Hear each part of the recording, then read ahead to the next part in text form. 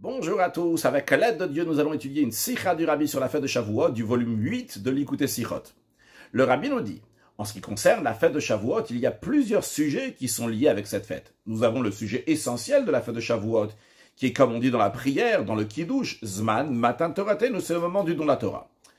Bien que, dans la Torah, il n'y a pas écrit que Shavuot c'est lié avec le don de la Torah. La Torah dit seulement qu'à partir du lendemain du premier jour de Pessah, donc le premier jour de Pessah c'est le 15 Nissan, le lendemain c'est le 16 Nissan, donc à partir du 16 Nissan, vous allez compter 50 jours, et le 50e jour va être Mika Kodesh, va être appelé saint, donc c'est la fête de Hatzeret, c'est la fête de Shavuot. Encore plus que ça, à l'époque, il n'y avait pas un calendrier comme nous avons aujourd'hui. La manière que les mois étaient fixés, c'était basé sur des témoins qui ont vu la nouvelle lune. C'est la raison pour laquelle, qu'à l'époque, il pouvait y avoir des fois que le mois de Nissan et le mois de Iyar vont avoir seulement 29 jours. Il pouvait y avoir aussi la possibilité que le mois de Nissan et Iyar vont avoir les deux 30 jours. De nos jours, c'est fixé. Nous avons un calendrier fixe qui fait que Nissan a toujours 30 jours et que Iyar a toujours 29 jours. Donc, de nos jours, pour arriver au 50e jour, quand tu commences à compter à partir du 16 Nissan, donc dans le mois de Nissan, tu vas voir 15 jours, 16, 17, 18, 19, 20, 21, 22, 23, 24, 25, 26, 27, 28, 29, 30. Tu as 15 jours dans le mois de Nissan. Après, tu rajoutes encore 29 jours dans le mois de Iyar. Ça te fait 44 jours. Et il y a encore 6 jours. Quand tu arrives le 6e jour, ça fait 50. Le 6e jour du mois de Sivan, nous sommes arrivés au jour du don de la Torah. Donc la fête de Shavuot, qui est le 50e jour depuis le 16 Nissan, tombe toujours le 6 Sivan de nos jours, qu'on a un calendrier qui est fixe. Mais à l'époque, lorsque le calendrier n'était pas fixe, c'était basé sur le fait que le témoin voie la nouvelle lune. Il pouvait y avoir 2 mois dans lesquels il y a 29 jours. Dans ces cas-là, j'ai seulement 14 jours dans le mois de Nissan, puis 29 jours dans le mois de Iyar, et après, il me manque encore 7 jours pour arriver au moment de Shavuot. Donc pour arriver à Shavuot, le Shavuot sera le 7 Sivan, bien que le don de la Torah a été donné le 6 Sivan. Donc on voit qu'à l'époque, il pouvait y avoir le don de la Torah, donc qui est le jour de 6 Sivan, qui n'est pas fêté en tant que Shavuot. La fête de Shavuot sera seulement le 7 Sivan. C'est possible aussi que le mois de Nissan va avoir 30 jours. Le mois de Iyar aussi va avoir 30 jours. Donc on aura 15 jours plus 30, ça fait 45. Et on arrivera au 50e jour, le 5 Sivan. 50e jour depuis le lendemain de Pessah. Et donc la fête de Shavuot sera fêtée le 5 Sivan et non pas le 6 Sivan, le jour du don de la Torah. Donc, qu'est-ce qu'on voit? On voit que Shavuot n'était pas obligatoirement le jour de Matan Torah. Donc, pas seulement que la Torah ne dit pas que Shavuot, c'est lié avec le moment, le jour même du don de la Torah, mais même concrètement, à l'époque, il n'y avait pas le calendrier d'aujourd'hui. Des fois, il pouvait y avoir que Shavuot ne va pas tomber le 6 Sivan, le jour du don de la Torah. Malgré cela, le Rabbi nous dit, quand même, Shavuot est quand même lié au don de la Torah. Comment cela? On retrouve dans le Talmud Yerushalmi, quand il discute des sacrifices de fête qui étaient amenés à la fête de Shavuot. Il dit, malgré le fait que dans les autres fêtes, systématiquement, lorsqu'on parle des sacrifices, on parle de la notion de faute, des sacrifices qui sont liés avec la faute, à Shavuot, les sacrifices de fête ne sont pas liés avec la faute. On ne mentionne pas la faute dans ces sacrifices-là. Pourquoi? Le Yerushalmi dit, vu que vous avez reçu le joug de la Torah, je vous considère comme si vous n'avez jamais fauté.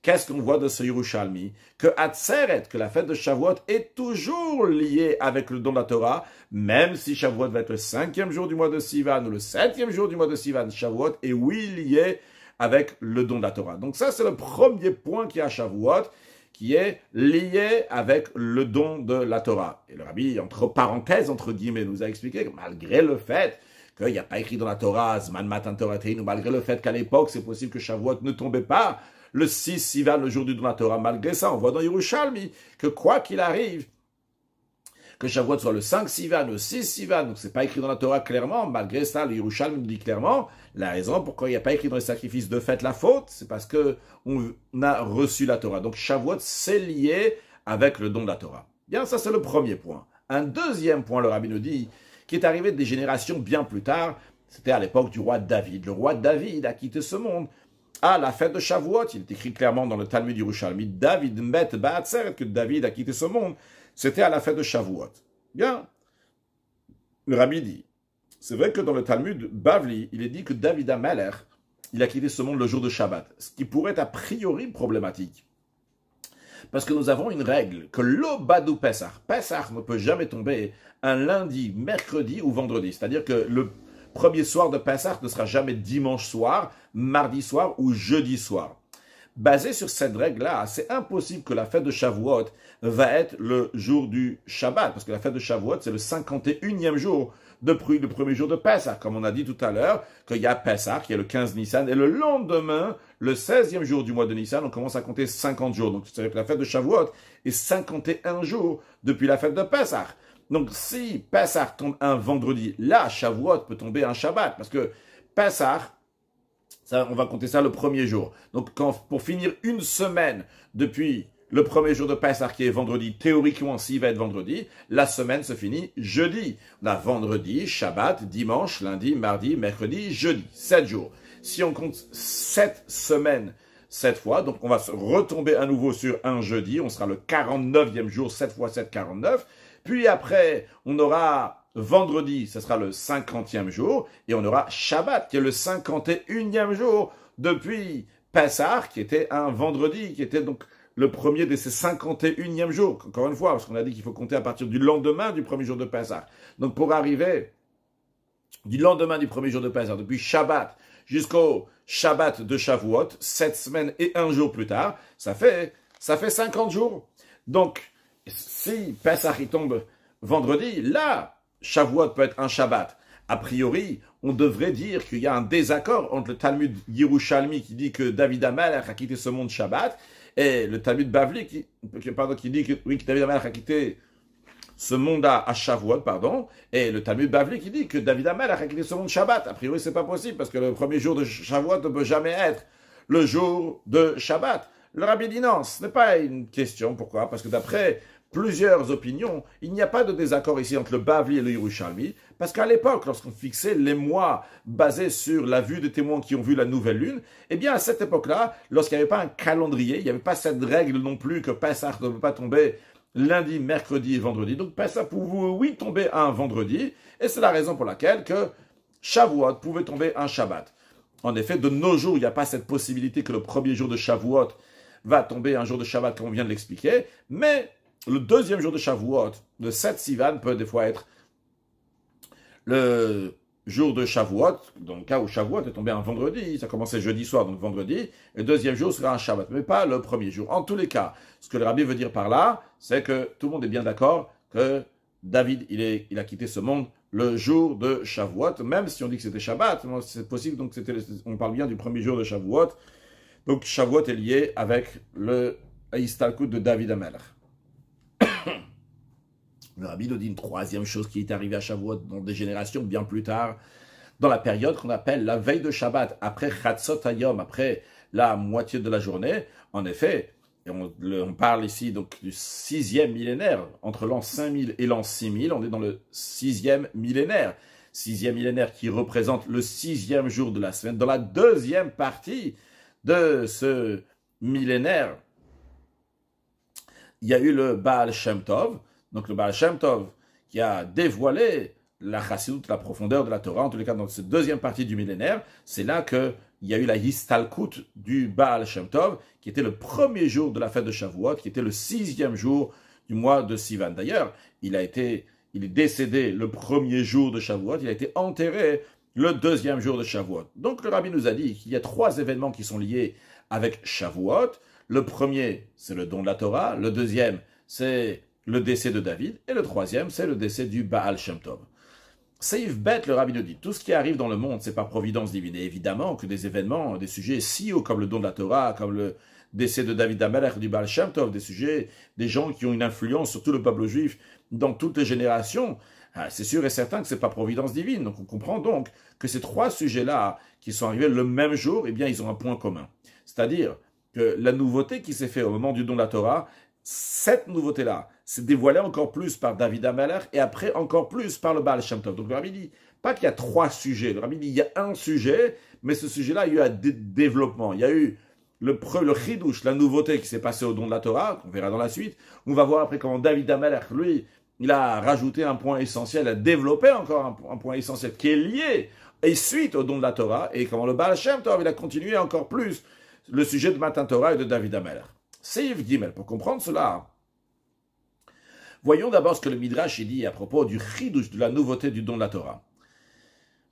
Le Midrash nous dit que David Amelech a dit, le roi David a dit, bien que Dieu a décrété que Shamaim la Hashem, que le ciel appartient à Dieu, Vea Aretz Natan Ivdadam, que la terre était de nos êtres humains, c'est-à-dire, c'est une image pour dire que Dieu, il a dit que le spirituel reste du spirituel et le matériel reste du matériel, que le haut reste dans le haut et le bas reste dans le bas, le ciel c'est le ciel, la terre c'est la terre. Donc Dieu avait fait une séparation entre le haut et le bas. Dieu a dit que le haut ne peut pas descendre dans le bas et le bas ne peut pas monter dans le haut.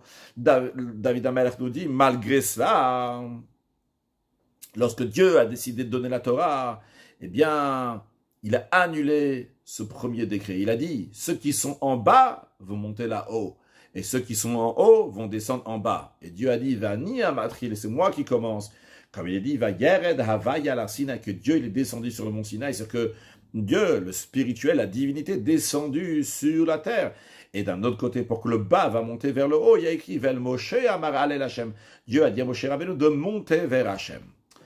Maintenant, si on remarque dans le Midrash comment les choses sont présentées, il y a écrit que lorsque Dieu a voulu donner la Torah, il a annulé le décret et il a dit le bas va monter vers le haut. C'est la première des choses qui est dit. Il n'y a pas dit le haut va descendre vers le bas, bien que concrètement, dans l'ordre chronologique des choses, c'est le haut qui est descendu vers le bas. Comme il y a écrit, Vani Amatri, c'est moi qui commence, c'est Dieu, la divinité, le spirituel qui va descendre dans le matériel. Malgré ça, qu'est-ce qui est écrit avant? Il y a écrit dans le Midrash que le bas va monter vers le haut. Et ça que Dieu il a annulé. Après, dans le processus, on dit les choses comme c'était en ordre chronologique, que Dieu est descendu avant. Pourquoi on nous dit que d'abord le bas va monter vers le haut? La raison, elle est parce que l'essentiel, la raison pourquoi il fallait annuler ce décret-là, parce qu'on veut arriver au but, c'est quoi? C'est que le bas va monter vers le haut. Et ça, le fait que le bas va monter vers le haut, ça commence après le don de la Torah. Mais pour que le bas puisse monter vers le haut, il y a besoin d'abord, la première étape, celle qui s'est passée au moment même du don de la Torah, que va Yered Hashem à la Sinaï, que Dieu est descendu sur le mont Sinaï, va ni à Matril, c'est que Dieu il a commencé. C'est Yvdalet, le rabbin nous dit que ça c'est le lien entre les deux premiers sujets de Shavuot qu'on a dit, le don de la Torah et le décès de David Amelech.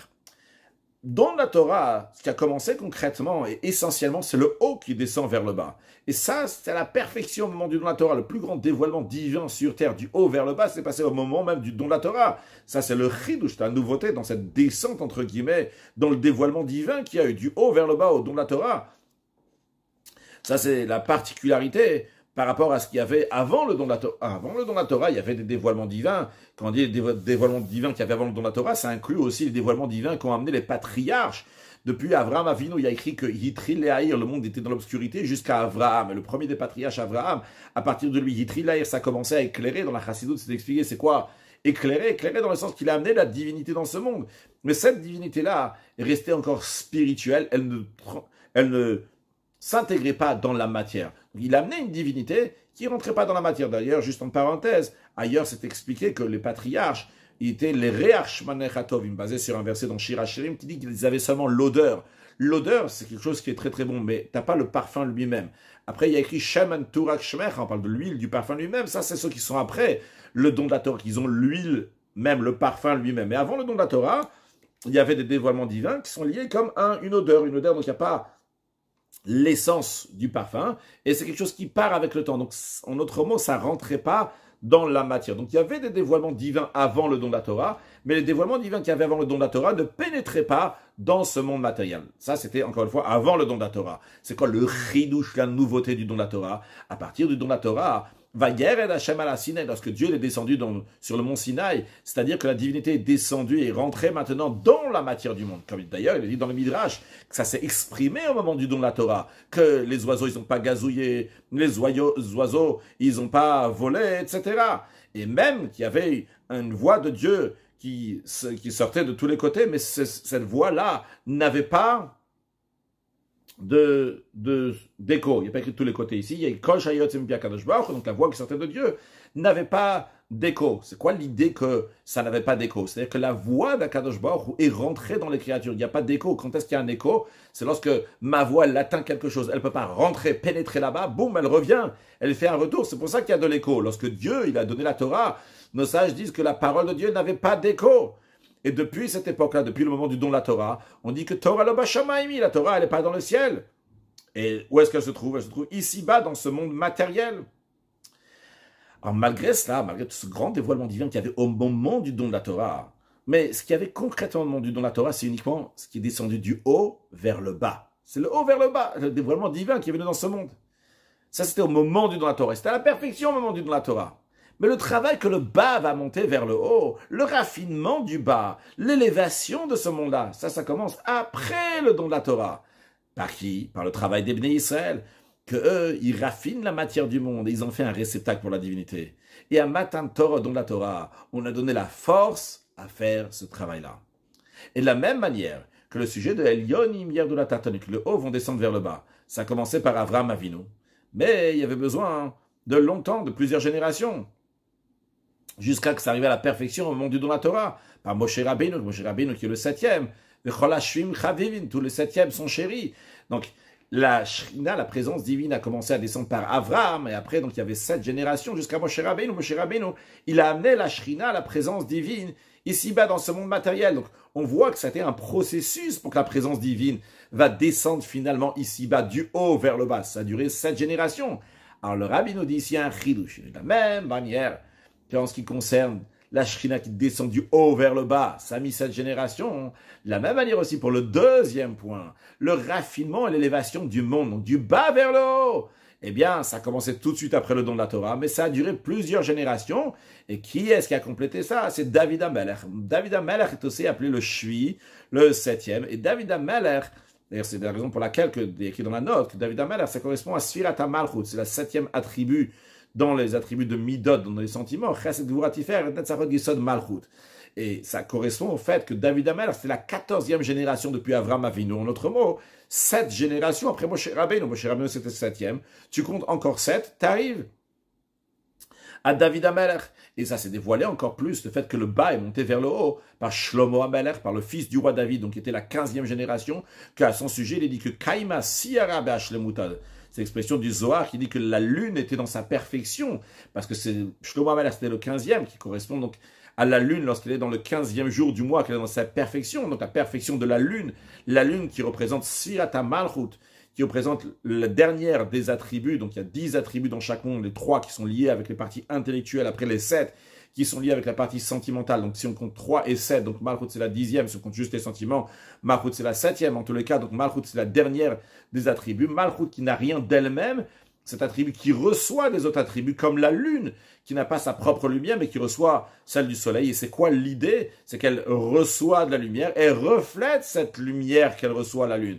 Donc c'est quoi l'idée? C'est l'élévation du bas vers le haut. C'est pas elle-même une source de lumière, donc du haut vers le bas, mais elle reçoit de la lumière et reflète cette lumière-là. Et d'ailleurs, le rabbi dit dans la note 26, que quand on dit que Kaima Siarabash le Muta, que la lune arrive dans sa perfection, donc c'est le 15e jour, mais en vérité, c'est aussi lié avec David HaMelech, avec le roi David qui est le 14, parce qu'en vérité, la plénitude de la lune n'est pas le 15-15, mais c'est dans 14 et demi, quelque chose comme ça. Le rabbi ne dit pas ces mots-là exacts, mais il est entre 14 et 15, parce qu'en effet, la lune, son cycle en entier, c'est de 29 jours, 12 heures et 793 chalakim. Chalakim, c'est quand on prend une heure, on la partage en 1080. Donc, en tous les cas, c'est 29 jours et demi. Donc, 29 jours et demi, quand tu les partages en deux, c'est entre le 14 et le 15. C'est pas vraiment le 15. C'est pas 30 jours qui sont partagés en deux. Le cycle lunaire, c'est 29 jours et demi.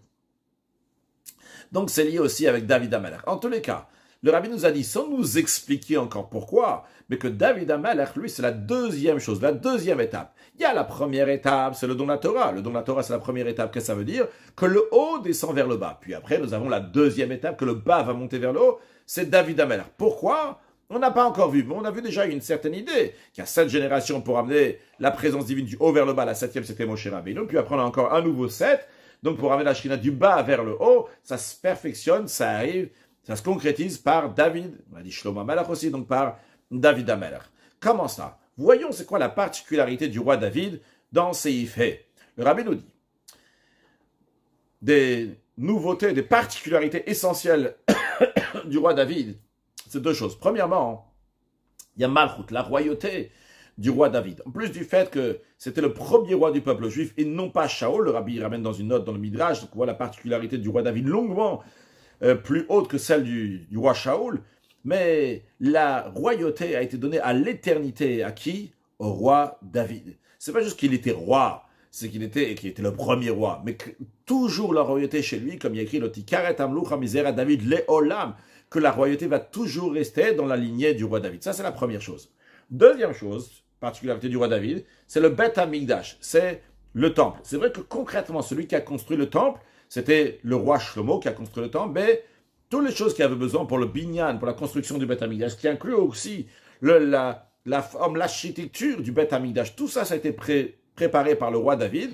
Et d'ailleurs, le Bet HaMikdash, le temple, est même appelé au nom de David. Eh bien, ces deux sujets-là, la royauté du roi David et le temple, ça exprime la perfection, que le bas va monter vers le haut. Comment ça? Le rabbi n'a toujours pas expliqué, mais il nous a dit, voyons la particularité de David, la royauté et le temple. En quoi ça exprime que le bas va monter vers le haut? Expliquons dans les séifim à venir, dans les paragraphes qu'on va voir. Séif Vav. En ce qui concerne le premier point, en ce qui concerne le point donc du roi, la royauté, on a déjà expliqué plusieurs fois, le rabbi dit. Une autre fois, on a déjà expliqué longuement. Le rabbi fait référence donc à la sikha de Parashat Korach, dans laquelle on parle là-bas comment Korach n'était pas d'accord d'avoir une annulation si grande envers Moshe Rabbeinu, envers le rabbi de la génération, une annulation qui est celle d'un roi, que tu peux rien dire, tu peux pas contredire, que ce que Moshe Rabbeinu il dit c'est exactement comme ça, et pas autrement, que c'est la parole de Dieu comme un roi, qu'un roi doit être totalement annulé. Donc le rabbi fait référence à cette sikha là-bas, sikha dans Chalek Dalet, volume 4, qu'on invite tout le monde à étudier, là aussi en vidéo. On a déjà expliqué une fois longuement que les citoyens du pays, les sujets, sont attachés au roi, pas seulement dans des détails de la royauté. C'est pas comme le lien entre un élève et son maître. Le lien entre l'élève et son maître s'exprime dans les sujets de Torah, dans les sujets intellectuels que le maître a donnés à l'élève. Mais en ce qui concerne les sujets, toute leur existence, elle est gouvernée, liée avec le roi.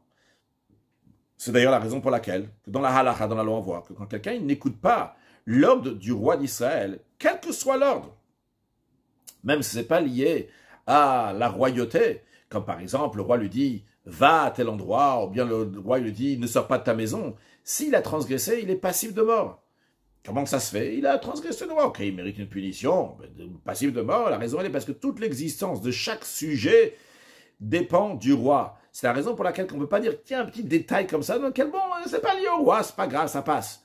C'est la raison pour laquelle que la loi stipule que tout celui qui se rebelle dans le roi juif, il est passif de mort. Pourquoi? Parce que la royauté, elle est rattachée à l'essence même de l'existence de chaque sujet. Et vu que cette annulation-là, qu'on doit avoir par rapport au roi, c'est pas par rapport au roi lui-même, comme c'est expliqué dans la Chassidoute. Pourquoi il y a besoin d'un roi? C'est Martzadek qui l'explique longuement dans Mitzvah Minui Melech. Dans la mitzvah de nommer un roi. Pourquoi Hachem veut qu'on va nommer un roi? C'est parce qu'en s'annulant au roi, on va s'annuler à Dieu. Pourquoi? Parce que le roi lui-même, lui doit être tout à fait annulé à Malchut Shamayim, à la royauté de Dieu. Par le fait que le juif se soumet au roi, par cela, il arrive à une annulation par rapport au Dieu. Et par rapport à Dieu, une annulation qui est beaucoup plus grande. Donc qu'est-ce qu'il en ressort? Qu'à plus forte raison, lorsqu'un juif il s'annule maintenant à Kadosh Baruch Hu, toute son annulation, elle est dans toute son essence. Mais attention, ça c'est uniquement quand l'annulation elle passe par le roi. Si l'annulation ne passe pas par le roi, l'annulation n'est pas totale. Comment ça? Voyons c'est Zayn. Le rabbi nous dit, on comprend, d'après ce qu'on vient de dire, que l'annulation à Dieu qui s'est passée donc chez le peuple juif par le roi David, donc lui c'est l'essentiel donc du roi, de la royauté, ça continue aussi dans la génération à venir. Ça a commencé donc par le roi David et c'est lui donc la base et la source de la royauté. C'est encore une annulation plus grande que celle qu'il y a par rapport au don de la Torah. Pourquoi? Dans les ordres de la Torah, contrairement aux ordres du roi, dans les ordres de la Torah, il y a des différences. Il y a des ordres, que si quelqu'un a transgressé, ok, c'est vrai, il est passif de mort. Mais il y a d'autres ordres, nombreux d'ailleurs, que si quelqu'un transgresse, il n'est pas passif de mort. Alors, qu'est-ce que ça veut dire? C'est que quand on a des ordres de la Torah, et certains, si quelqu'un a transgressé, il est passif de mort, et si l'autre il a transgressé, il n'est pas passif de mort, c'est uniquement par rapport à cette mitzvah, elle a des détails, elle a un contenu qui est plus grave, qui est plus strict que l'autre. C'est la raison pour laquelle que dans celle-là, la personne qui a transgressé est passive de mort, dans l'autre, il n'est pas passif de mort. Et pas seulement ça, si on va plus loin, si on creuse plus profondément, cela veut dire que quand quelqu'un transgresse la volonté de Dieu, s'il transgresse donc un ordre donc, sur lequel il n'est pas passible de mort, il reste encore dans son existence. Vous savez, il peut exister tel qu'il est, bien qu'il n'est pas totalement, annulé, donc il a sa propre existence. Donc, si on va dans ce sens-là, alors même quand il fait oui une mitzvah, ça veut dire qu'il n'est pas dans toute son essence. Il a sa vie, mais aussi il fait une mitzvah. Mais ce n'est pas une mitzvah qui dépend de toute sa vie, parce que de la même manière que dans les mitzvot qu'il a transgressé, des fois il n'est pas passif de mort, ça prouve que, bon, il peut exister même sans avoir fait cette mitzvah, même en ayant transgressé. Alors même quand il fait la mitzvah, ça montre que ce n'est pas lié totalement à toute son essence totalement. Il y a quelque chose en plus de lui. Il y a lui et la mitzvah qu'il est en train de faire. Ça, c'est l'annulation qu'il y a par rapport au don de la Torah, par rapport aux ordres de la Torah tels qu'ils sont.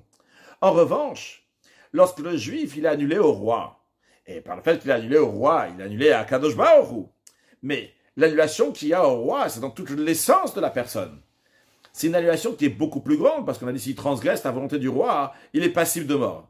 Alors, si, en s'annulant au roi, il est passible de... S'il ne fait pas la volonté du roi, il est passible de mort, ça veut dire que même quand il fait ce qu'on lui dit de faire, en l'occurrence, ce que Dieu lui dit de faire, mais ça passe à travers le roi, ça passe à travers l'annulation du roi, à ce moment-là, l'annulation est beaucoup plus grande de la personne. C'est-à-dire que tout ce qu'il est en train de faire maintenant se fait de manière de Kabbalat Malchut Shamayim. Il est en train de recevoir le joug de Dieu sur chaque chose elle-même. Donc cette annulation-là, le Rabbi nous dit, qui vient par le roi, son étude de la Torah, son accomplissement des mitzvot, ce fait qu'il reçoit le joug de Dieu, donc qui est au-delà de la Torah même, qui est au-delà de l'annulation que la Torah l'amène. Cette annulation-là, elle est dans toute sa médecine, dans toute son essence. Quelle est la raison? Comment ça se fait? Ça, c'est Dieu qui donne la Torah. Il y a une annulation des Juifs, mais l'annulation, elle n'est pas totale. Là, tu te soumets à un roi, que le roi, lui, il est annulé à Dieu, et là, l'annulation est encore plus grande. Comment ça se fait? La raison, elle est parce que la Torah, elle vient du haut vers le bas. Vu qu'elle vient du haut vers le bas, si on peut s'exprimer de telle manière, c'est quelque chose qui s'est rajouté. Kaviachol, on peut dire comme ça, qui s'est rajouté. Que ça s'est mis le mal, il y a toi, et on te met quelque chose comme ça sur toi. Il y a quelque chose qui s'est dévoilé, qui est venu sur ta tête, qui est venu sur toi, qui t'a été donné, qui s'est rajouté sur toi. Ça ne vient pas du bas lui-même. Par contre, la royauté, c'est pas le roi qui vient et qui s'impose. C'est le peuple qui nomme le roi. Samtasim alech amelech, la Torah dit. Tu vas nommer sur toi un roi, c'est-à-dire que toi, moi, le peuple, on décide qu'on prend sur nous le roi, on va s'annuler au roi. Donc le but ou l'annulation, elle vient de nous-mêmes. Si elle vient de nous-mêmes, c'est quelque chose qui vient de notre profondeur, du plus profond du sujet, du peuple, qui dit « Nous voulons que tu vas être notre roi et on s'annule à toi ». Là, l'annulation, elle est encore beaucoup plus grande. Donc, qu'est-ce qu'on voit ici? On voit qu'à travers David Amalek, en d'autres mots, à travers la royauté du roi juif que le peuple juif prend sur soi, l'annulation du peuple juif envers Hachem est beaucoup plus grande. Qu'est-ce que ça veut dire l'annulation du peuple juif est beaucoup plus grande? C'est pas un Elyonim Yerdu la Tartonim, le haut qui descend vers le bas, comme c'était au moment du don la Torah, qui a des volants qui viennent du haut vers le bas, qui se rajoutent sur toi. Mais c'est un bitoul, c'est une annulation qui te prend, qui vient de toi-même, et que tu te soumets, tu te donnes entièrement à Kadosh Baruch Hu. Ça, c'est ce qu'on voit dans le Malchut, dans la royauté. Comment la royauté, c'est l'annulation du bas vers le haut. Le Rabbi nous dit, il en est de même aussi pour le Bet Hamikdash, qui s'appelle, comme nous avons dit avant dans Seif, au nom de David Amalek. La particularité du Bet Hamikdash, c'est pas juste qu'il y a un temple, et dans ce temple-là, va venir résider à Kadosh Baruch Hu, comme c'est qu'il y a deux choses différentes. Il y a un temple, et dans ça, il y a quelque chose qui réside. Quand il y a un verre, et à l'intérieur, tu mets de l'eau, mais ils sont deux choses différentes. Ce n'est pas le cas. Seulement quoi? Que lui-même, les pierres qu'il y avait dans le temple, tout ce qu'il y avait dans le temple, les choses matérielles avec lesquelles on a construit le temple, eux-mêmes, ils étaient un mikdash, un sanctuaire pour Hachem. Alors c'est vrai qu'il y avait déjà le Mishkan avant le Bet Hamikdash, c'est le temple qui a été construit 440 ans après que le peuple juif est rentré en terre d'Israël en l'an 2488. Mais avant cela, déjà depuis l'an 2449, un an après la sortie d'Égypte, il y avait déjà le Mishkan, le sanctuaire qui était dans le désert. Après, il y avait aussi le sanctuaire pendant 440 ans qui se trouvait dans différents endroits. Lorsqu'ils sont entrés en Eretz Israël, il y avait déjà ce sanctuaire, ce Mishkan-là. Malgré ça, le Rabbi dit, non, c'est pas la même chose que le Bet Hamikdash. Pourquoi? Parce que le Mishkan, le sanctuaire, ne s'est pas intégré, n'est pas rentré dans l'endroit dans lequel il se tenait. C'est la raison pour laquelle la sainteté n'est pas restée là-bas. Par exemple, les endroits dans lesquels le Mishkan était dans le désert, les endroits où il a été déposé, là-bas, cette terre-là n'est pas sainte jusqu'à aujourd'hui. De la même manière aussi, les endroits plus tard, à Shiloh, Nov, Givon, les endroits où le Bishka, le sanctuaire, a été créé plus tard, construit plus tard en Eretz Israël, ces endroits-là, cette terre n'est pas restée un endroit qui est saint. Par contre, dans le temple, même après que le temple a été détruit, la Gdusha, la sainteté, reste à l'endroit du Beth Hamikdash, à l'endroit du temple. Donc on voit que la particularité du Beth Hamikdash, du temple, c'est que la Shrina, la présence divine, va se mettre dans le bas et rester totalement dans le bas. C'est Tartonimia Lulalion, le fait que le bas va s'élever vers le haut. Le bas lui-même a saisi, a été imprégné de la sainteté. Donc on voit que David Amalek, il a développé, il a continué ce qui s'est passé au don de la Torah. Si on récapitule, au don de la Torah, il y a eu le haut qui est descendu vers le bas, et par David Amalek, on est arrivé à une perfection que le bas est monté vers le haut. Maintenant, c'est Yves-Tête, le rabbi va nous expliquer la particularité du Baal Shem Tov. Ce qu'on a expliqué jusqu'à présent, c'est deux choses, deux axes qui sont différents. Il y a le haut qui descend vers le bas, il y a le bas qui monte vers le haut. Ils sont encore différents l'un et l'autre. Évidemment, il y a une supériorité, il y a une qualité, une particularité lorsque le haut descend vers le bas, et il y a une particularité lorsque le bas monte vers le haut. Chacun il a sa particularité. Mais la perfection, c'est lorsqu'il y a les deux. Lehev et chaden ve chaden. Si on veut un peu plus s'étaler sur cette explication-là que le rabbi nous donne ici, ben c'est ce qui est expliqué dans le Chassidut, dans les notes en bas. Dans la Gemara, il y a écrit, on ramène le verset qui dit Vehaya kadkot shimshotair, que Akadosh Baruch Hu, je ne sais pas s'il y a écrit Vehaya, en toute l'expression c'est qu'il y a kadkot shimshotair, qu'Akadosh Baruch Hu va mettre les fenêtres, les murailles de Yerushalayim kadkot. Et c'est expliqué. Te demander, c'est quoi? C'est quoi quatre codes? C'est quelle pierre? Il y en a qui disent c'est Shoah, il y en a qui disent c'est la pierre de Yahshua. Donc différentes pierres. C'est là ou celle-ci ou celle-là. Et Akadosh Baruch Hu, il a dit, la Gemara le dit, quatre codes, c'est Kaden, Chaden, comme l'un et l'autre. Et la particularité de Shoah, mais la particularité aussi de la pierre de Yahshua. Maintenant, ces deux pierres-là, ça correspond à deux pierres qui étaient sur le pectoral que le grand prêtre portait sur lui. Il avait 12 pierres qui correspondaient aux 12 tribus. Et Shoah et Yahshua sont deux pierres qui correspondent à Yosef et Binyamin. Yosef, lui, c'est le Tzadik Elyon. Tzadik impieux. Binyamin, lui, c'est le Baal Tshuva. Parce qu'au début, il s'appelle Benoni, le fils de, on va dire, ma plainte, ma tristesse. Et après, il appelait Binyamin, le fils de la droite. Donc, il a une force de droite, une particularité. Donc, chacun il a sa particularité. Il y a le travail du tzaddik, le travail du Baal Tshuva. Et quand on dit qu'Hachem dit Kaden vechaden, que quand Mashiach va venir, les murailles, les fenêtres de Yerushalayim, la muraille vont être avec ces deux pierres-là, spirituellement parlant, ça veut dire qu'il y aura un dévoilement divin, aussi bien avec la qualité du tzaddik et aussi bien avec celle du Baal Tshuva. La qualité du tzaddik, c'est qu'il amène constamment la Gdusha, la sainteté du haut vers le bas. Il amène la divinité dans le monde. La particularité du Baal Tshuva, c'est qu'il est parti très très bas, mais lui il remonte et il ramène donc le très très bas à Kadosh Baruch Hu. Donc l'idée de Chaden ve Chaden, c'est qu'il y a ce qui vient du haut vers le bas, il y a ce qui vient du bas vers le haut. Ce qui vient du haut vers le bas, c'est pur, c'est saint, c'est extraordinaire. Mais ça n'a pas pris et élevé la matière. C'est sûr que c'est plus haut en lumière, mais en qualité personnelle, c'est pas plus haut parce que c'est du haut vers le bas. Il y a la particularité du bas vers le haut, parce que c'est des efforts personnels. Aïe, c'est pas aussi saint, c'est pas aussi pur, mais au moins, il y a la qualité, c'est personnel, c'est la personne qui a travaillé, qui a œuvré. Donc, il y a la qualité aussi bien du haut vers le bas et du bas vers le haut. Tout est très très bien, tout est très normal. Mais chacun a sa qualité. Et la plus grande perfection, c'est quoi? C'est lorsqu'il y en a les deux qualités qui sont ensemble. Alors, ce lien-là entre le haut et le bas, de manière qu'il y a la qualité du haut et la qualité du bas, sera de manière dévoilée uniquement dans les temps futurs. Mais déjà, au moment du don de la Torah, la force pour cela a déjà été donnée. Comme le rabbi rappelle dans la note 41, c'est dit dans le Midrash que la Torah que Mashiach va nous enseigner est tellement forte, tellement grande, que toute la Torah qu'on apprend aujourd'hui, c'est du Hevel, du souffle, par rapport à la Torah que Mashiach va nous enseigner. C'est ce qu'on apprend aujourd'hui, c'est rien du tout par rapport à ce que la Torah que Mashiach va nous enseigner. Malgré cela, il y a écrit que Matan Torah, c'était un événement unique. Il n'y aura plus jamais encore une fois le don de la Torah. Qu'est-ce qu'on voit? On voit que au don de la Torah, on nous a tout enseigné, même la Torah que Mashiach va nous enseigner, que sa Torah elle est tellement forte que la Torah qu'on apprend aujourd'hui, c'est juste du souffle, c'est du rien du tout, c'est du vent. Mais malgré ça, tout a été donné au don de la Torah. Donc, pour revenir à ce qu'on disait, au don de la Torah, ça a déjà été donné de la force de rattacher la qualité du haut avec la qualité du bas. Parce qu'au moment du don de la Torah, Dieu a annulé le décret. Quand on dit décret, qui est aussi dans Xéra en hébreu, qui est de la coupure qui séparait entre le haut et le bas, Dieu l'a annulé. Alors non seulement qu'à partir de ce moment-là, on a de la force pour que le haut va descendre vers le bas et que le bas va monter vers le haut, mais en tant que deux travails différents, non, pas seulement ça, on a aussi la force de lier les deux axes, les deux particularités, celle du haut vers le bas et du bas vers le haut. Ça manque quoi? De manière dévoilée, ce qui s'est passé au moment même du don de la Torah, ce qu'on a vu, c'était que le haut est descendu vers le bas. Les deux autres choses sont dévoilées plus tard. Le fait que le bas va monter vers le haut, ça s'est dévoilé par le roi David, comme on l'a expliqué avant. Et le lien entre les deux particularités va se dévoiler essentiellement dans les temps futurs, qu'à ce moment-là, la Gemara dit que Dieu a dit Lehe vechaden vechaden, qu'il y aura la qualité du haut, la qualité du bas, il y aura les deux pierres de Shoham et Yahshua.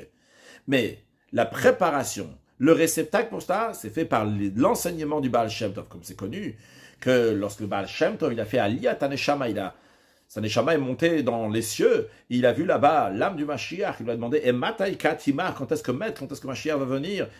Le Mashiach lui a répondu lorsque tes sources vont se propager à l'extérieur. Donc la Torah, les enseignements du Baal Shem Tov, c'est une préparation pour ce dévoilement qu'il va y avoir dans les temps futurs. Parce que le Chidush, la particularité du Baal Shem Tov était non seulement qu'il a dévoilé les secrets des Aseret Adibrot, des 10 commandements qui sont liés avec la Torah, avec le spirituel, avec le haut, qui dépasse le monde. Mais le Baal Shem Tov a dévoilé aussi les secrets des Asara Ma'amarot, des 10 paroles avec lesquelles Dieu a créé le monde, c'est-à-dire dévoiler la divinité dans le monde. Jusqu'à la période du Baal Shem Tov, les 10 paroles avec lesquelles Dieu a créé le monde étaient cachées dans les créatures. Le Baal Shem Tov les a dévoilées de manière que tout le monde va savoir que la vraie existence de chaque créature n'est pas la créature en elle-même, mais c'est la parole de Dieu qui le fait exister à chaque instant du néant à l'existence. Et le dévoilement des 10 paroles de divinité dans le monde, ça c'est l'élévation du bas. Donc ça c'est Tartonim Yalul Alionim. Mais en même temps que le Baal Shem Tov nous a parlé de ces Asara Mamar, de ces 10 paroles qui sont liées avec le monde et dévoiler la divinité dans le monde, mais comment il a fait? En dévoilant, en expliquant un pasuk de Torah, le verset Le Olam Hashem Dvacha Nitzav Hashamayim, que toujours Hashem, ta parole, se trouve dans le ciel. C'est un sujet de Torah. Donc, Torah donc, qui est au-delà du monde. Donc dans ces enseignements, il y a en même temps donc, le au-delà du monde qui vient dans le monde et le monde qui monte dans au-delà du monde. Et c'est la raison pour laquelle que étudier les enseignements du Baal Shem Tov et diffuser ça, qui ressemble à Lehe vechaden vechaden. Ça ressemble au fait qu'il y a la qualité du haut et du bas en même temps qui va être dans les temps futurs. Ça, c'est une préparation et un réceptacle pour la venue de Mashiach. Que aussi dans Mashiach, on voit les deux qualités. Aussi bien qu'il est Hogé Batorah, il étudie la Torah, quelque chose qui vient du haut vers le bas, mais aussi que David comme David son père, que David, donc c'est du bas vers le haut, qui viennent et qui nous dit Bekarov Mamash, très prochainement, Kabbalat Torah Besimcha ou Bepimiut, un bon don de la Torah et qu'on mérite très prochainement à une nouvelle dimension de Torah qui se dévoilera avec la venue de Mashiach now.